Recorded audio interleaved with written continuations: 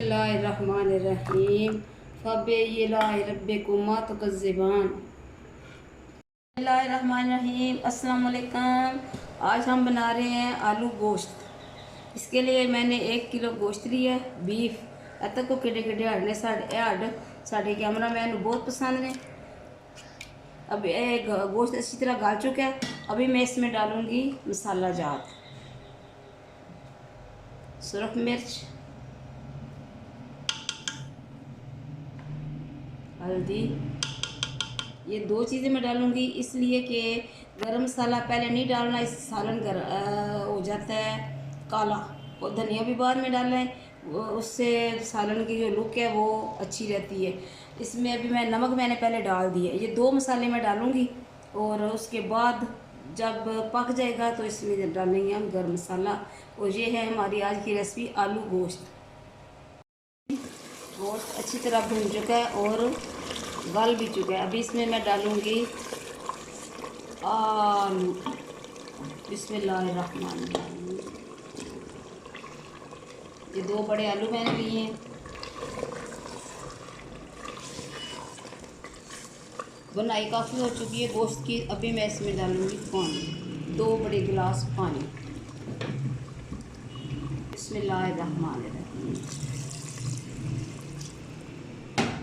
इसमें हमने ज़्यादा लंबा शोरबा नहीं करना। और इसमें मैं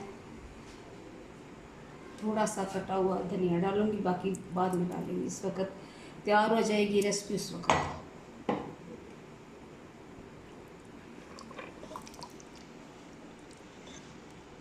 अभी इसको पकने में तकरीबन 20 मिनट लगेंगे, फिर करेंगे डिश आउट। बिस्मिल्लाहिर्रहमानिर्रहीम। तो हमारी आज की रेसिपी आलू गोश्त तैयार है। अभी हम इसे करेंगे डिश आउट। बिस्मिल्लाहिर्रहमानिर्रहीम फ़बिय्यिलाहिरब्बिकुमा तुकज़्ज़िबान। अल्लाह ताला ने हमारे खाने के लिए बेहतरीन चीज़ें पैदा की हैं। हमें भी चाहिए हम इनका भरपूर फ़ायदा उठाएं।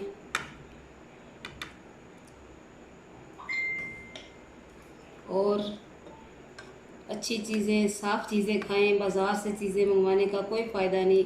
अपने बच्चों को घर में पका कर दें। और वैसे भी छुट्टियां तो बाहर की चीज़ें खाने से। और फिर ये बरसात का मौसम शुरू होने वाला है, बल्कि हो चुका है। तो इसमें आप ये एहतियात ज़रूर करें कि बच्चों को जो बाहर की चीज़ें हैं वो बिल्कुल नहीं देनी। ये पकोड़े, समोसे, हर चीज़ घर में बन जाती है। खुद भी खाएं, बच्चों को भी ताज़ा चीज़ें खिलाएं, सब्जियां, फल। और अल्लाह ताला का शुक्र अदा करें। ये थी हमारी आज की रेसिपी। अल्लाह हाफिज़।